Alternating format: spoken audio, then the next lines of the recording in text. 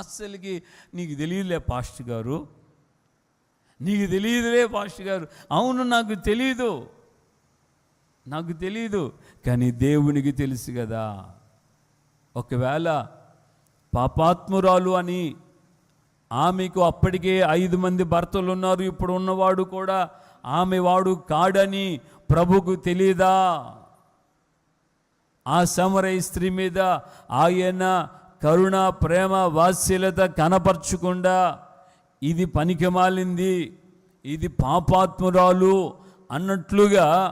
అన్నట్లుగా మనం హృదయాల్లో మనము యోచించుచున్నట్లుగా ప్రభు యోచించి ఉంటే, ఇక్కడ మనలో ఎవరైనా, నాతో సహా ఇక్కడ మనలో ఎవరైనా దేవుని సన్నిధిలో మోకరించడానికి యోగ్యులమేనా? ఆలోచించే, నాతో సహా.